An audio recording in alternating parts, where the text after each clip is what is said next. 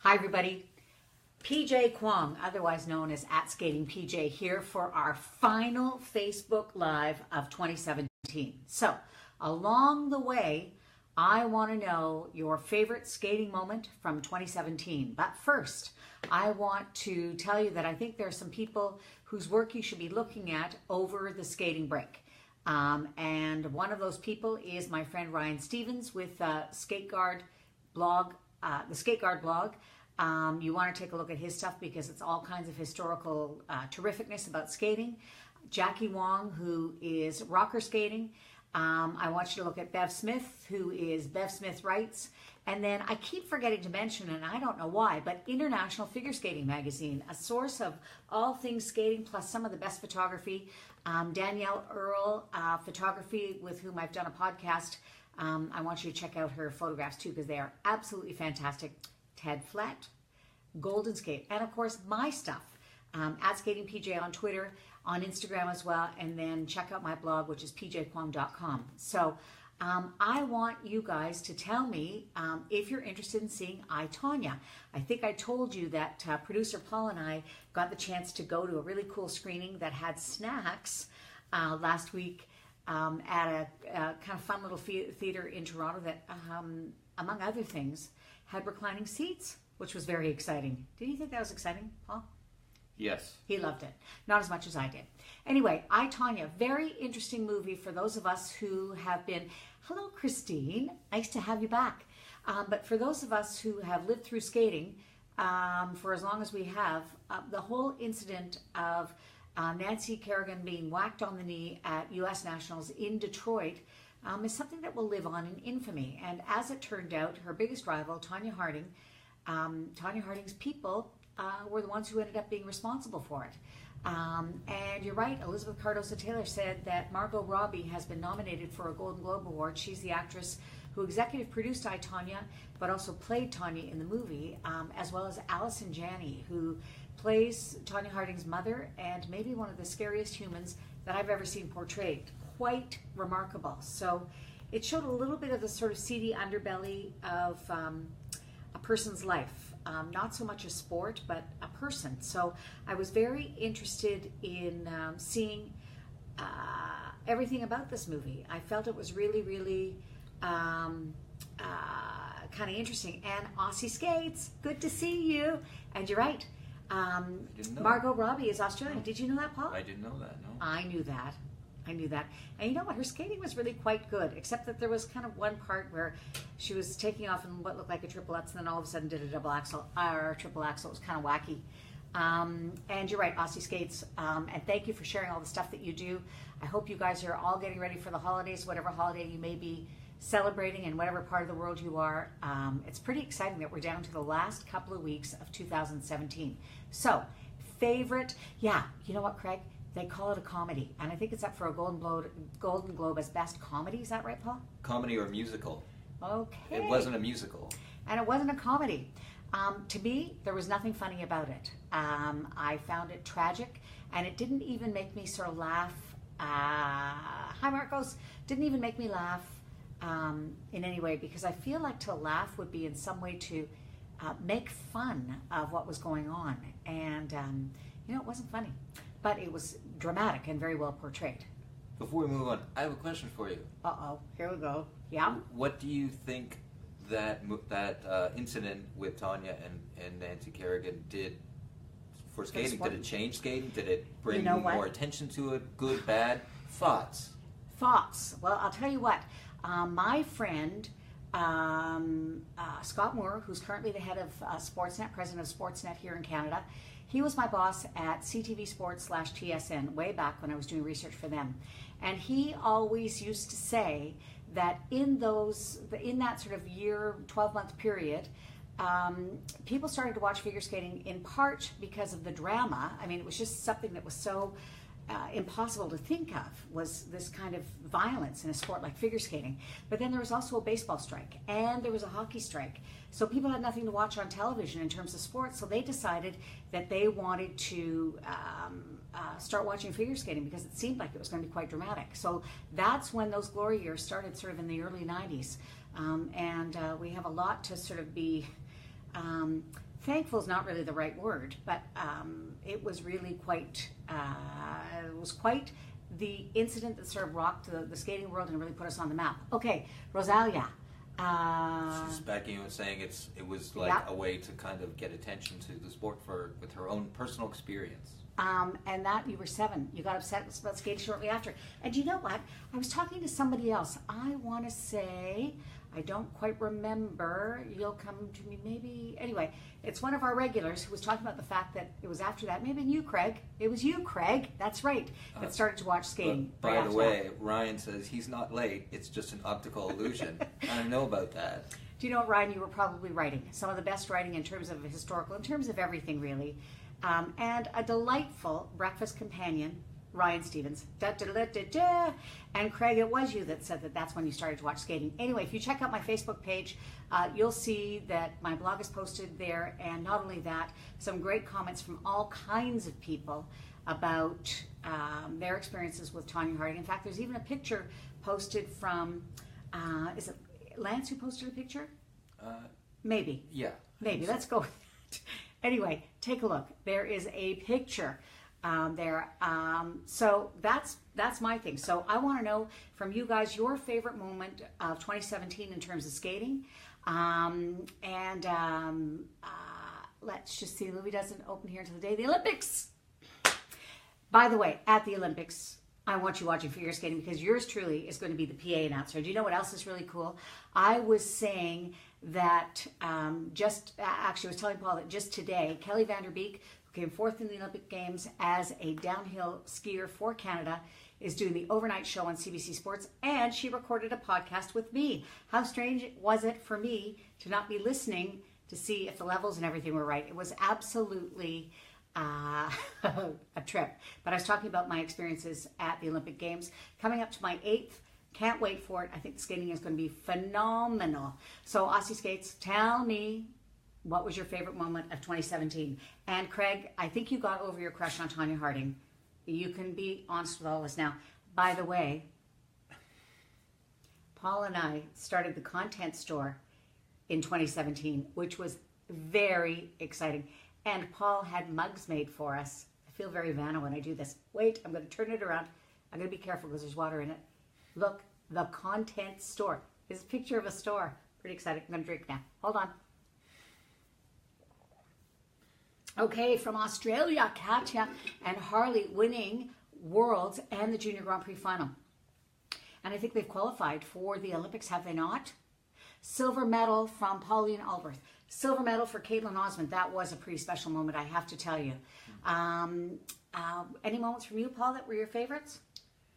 Not so far? No, I think there's still 2-3 weeks left in the year. So you still got time. Yeah. Nathan Chen at the Four Continents Championships. That was pretty special. Very special, in fact.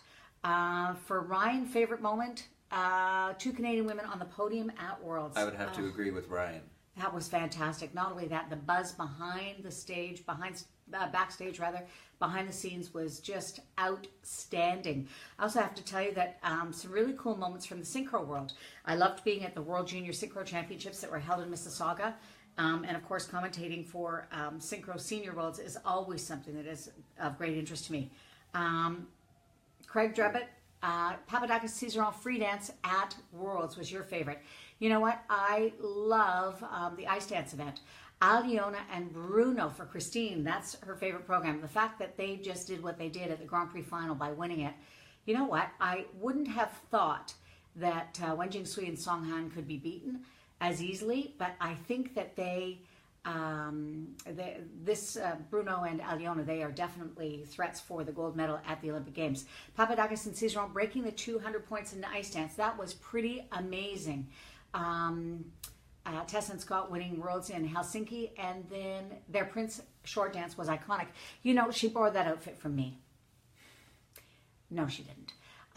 I wish I could wear an outfit like that. Honestly, it just looks sensational. Anything Tessa Virtue wears, she is so fashion forward and just exquisite in her choices on and off the ice. I just think that she is a standalone when it comes to that kind of fashion.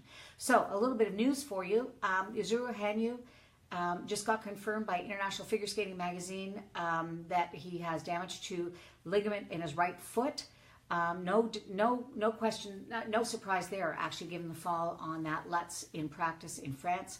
He's still not back on the ice. One of my Japanese friends flipped an article to me that I looked at in Google Translate, and also that they sort of gave me the best of. Yuzuru Hanyu has not been back on the ice since his accident. I know, poor Yuzu indeed. I think it's going to be tough to get it back for the Olympic Games. And Yevgenia Medvedeva also has not been back on the ice since breaking a bone in her foot. So, that the scene is all mixed up again. We were missing the big three at Grand Prix final. That was something that I was interested to ask you. We're like, basically this is like the midway point, in a way, to the season-ish. Yes. And there's no real clear, like, it's still kind of anyone's game in a way, it seems. Yeah. Or a lot of people in play. I think that for the dance event, there's 2 teams, and then there's everybody else. So we're looking at the Canadians and the French, and then it's going to be a real scrap for who ends up with 3rd place. Now, this is, of course, everybody skating well. I think that Rosalia is saying that there's another article today. I'm assuming that we're talking about Yuzuru, who says that he's back on the ice practicing using his left foot. And it's funny because the article that I posted was just yesterday that said that he wasn't back on the ice, or maybe that he had tried and that he has some pain still. So it's just such a shame. Breaks my heart when people are in play for a possible Olympic title or Olympic medal, and then all of a sudden it doesn't work. Any more news on what the Russian skaters are going to do? Well, all I know is that if you are considered to be a clean athlete, then you have the right to compete, but you will not be competing under the Russian flag or under the Russian anthem. So what that actually means, I'm still not 100% sure. I think that it's going to be very interesting, because the rules, the way I read them for the team event, hey Joseph, say that you have to be an NOC, which is a National Organizing Committee, in good standing. So, so I don't know, what does that mean for the team event? Do you know any more, Paul? I don't know anymore, but that must be a lot of stress for, especially the defending world champion in from Russia. Yes. That have to deal with the injury and like just this other stuff. That, and it's the other stuff, because I think that oh dear. Okay, coming back to you, Ryan. Coming back to you, Craig. It's probably, I get so distracted by the words. You know what I'm like. So I think that there's lots of balls in play here. They haven't decided anything yet. Lisa, I haven't heard that Patrick's training. I imagine he's got to be on the ice somewhere, because the Canadian Championships are in about 2.5 weeks. Good news is I'm going to be there. So you're going to be able to follow along with me with what's going on there. So Elizabeth says that Vanessa James has injured her shoulder in practice, and that they've withdrawn from French nationals. Somebody else, Craig, you said something, and Ryan said something, and I have forgotten completely what all those things were. Oh, he was talking about Vanessa. Oh, Vanessa, James, okay. Yeah. And then somebody else said something. Okay, you guys will come back to me. I'm looking forward to Vancouver too. I think it's going to be a really interesting event. I think that the women's title should go to Caitlin Osmond. But you know what? Gabrielle Daleman has had those extra weeks to train, where she, didn't have to go to the Grand Prix final, didn't have to get through all of that jet lag and stuff. So she's just been home practicing. So who knows exactly what's going to happen. I'm interested in your predictions. So anybody else with any cool moments in 2017, I am very happy to hear them. I think that it's going to be just interesting times. What do you think, Paul? I would have to agree with you, yes. Paul's agreeing with me. That's such a shock. Is Gabby working on a quad toe? You know what? I don't know. I'm going to ask her that question via Twitter. Let's see what she says. Wouldn't that be interesting? So you talked to DP today, this week on the podcast. David Pelletier. Yeah. Okay. You know what, my friends? You need to go listen to my podcast with David Peltier because we talk about pairs. And I love the fact that he has always such great insight about the pair event. Wouldn't it be fantastic if Gabby Daleman landed a quad toe at Nationals? You know what? She has the kind of power and ability to sort of vault herself into the air with such speed and such strength that she would be somebody who could land a quad toe, I think. That would be something. Wouldn't that be something? That would be incredible, yeah, and she would seem to be the one to do it. Yeah, and you know what? Fearless competitor. I think that the Canadian women can definitely throw down some great programs. They have to at Nationals, obviously, but then moving on to the Olympic Games in Pyeongchang is going to be something to see. So, and you know what? You're absolutely right. Her triple toe is outstanding. So I don't know anybody who gets more height than that. Triple Lutz, good grief. Any higher, she'd have to get a plane ticket.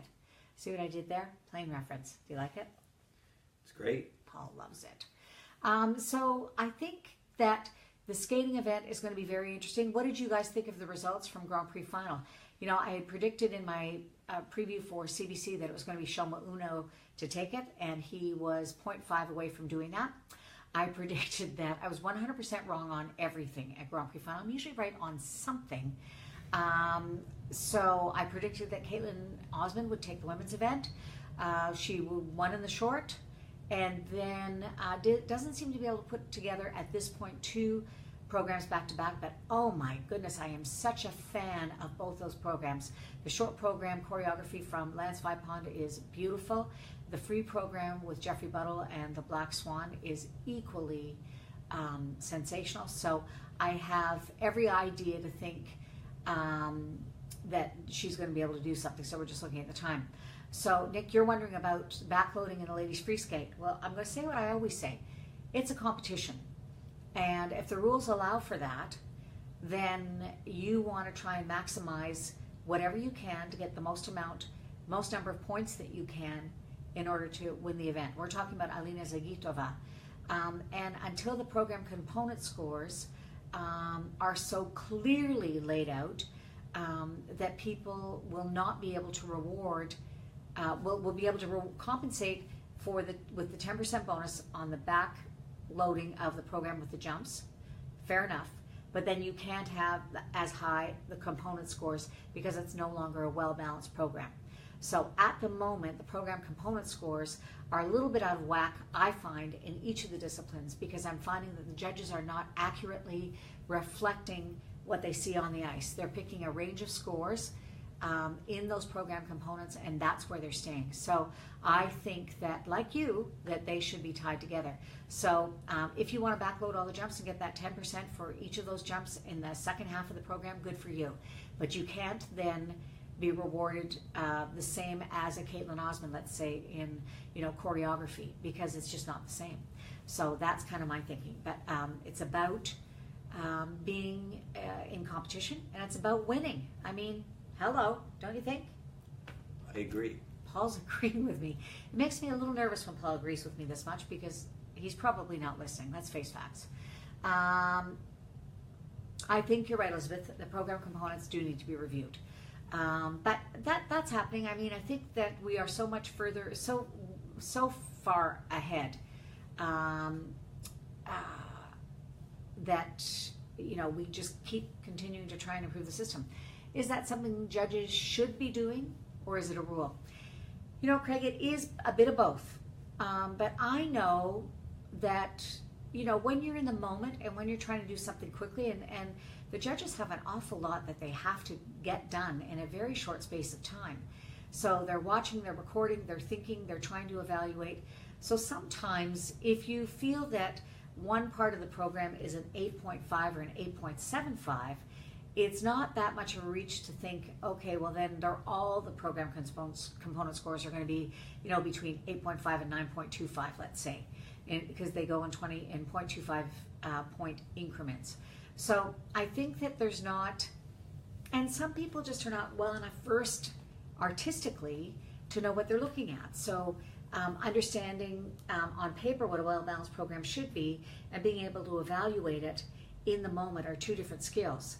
So I'm not sure what the solution is, but I think that it is something that needs to be looked at and reviewed. So we will, I'm sure it's an ongoing discussion. I don't really know what else to say about that. Oh, I know. Somebody asked me about the quads, and what do I think about that? Yeah, quad fest. I think that quad jumps are fantastic.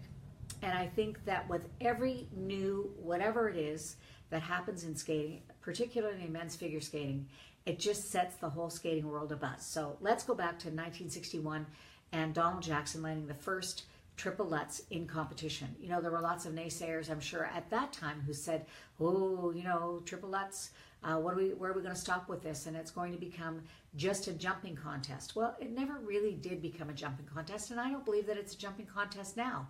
I believe that Patrick Chan got ahead of the game. He had one quad, but he got ahead of the game with all of his sensational skating. And as I'm fond of saying, regardless of any result, whatever Patrick Chan does, he is going to be one of the best of the best of the best to ever lay skates. So what he did was he decided, he is gifted with those program components, and that put him ahead of the pack like this. So then what happened was all of the other men decided that, oh, we've got to get to that point, or at least within striking distance. I'm pulling it down so you can still see my face. We have to get within striking distance in order to be competitive with the man who has set the bar, Patrick Chan. So now what's happened is they have come up to here and gone past him in terms of technical elements. So I don't think any longer that the quad jumps are impeding what we're able to see artistically, because I think that there aren't that many gifted artistic skaters. There are lots of skaters who, you know, are given sensational programs, but not all of them are able to express it. You know, you take a look at a teenager like Nathan Chen, whose style is evolving beautifully. You know, he has Laurie Nickel to thank for that free program, and it is really helping him to start to move forward artistically. And then he's got this sensational arsenal of quad jumps, none of which sort of detract from the program for me. You've got a Jason Brown without quad jumps, who is equally musical and artistic. You know, before him in Canada, we had skaters like Sean Sawyer, who, again, could really express music. So I don't really think that it has, it doesn't bother me. I guess that's really the answer. Were you going to say something to me, Paul? Paul was just waving at me. Anybody else got anything else that they want to say? Okay, well, you know what, guys? Paul and I hope that you have a great holiday, and that we'll see you week before Canadians back for another Facebook Live. Thank you so much for coming, and all the best in 2018. Bye for now.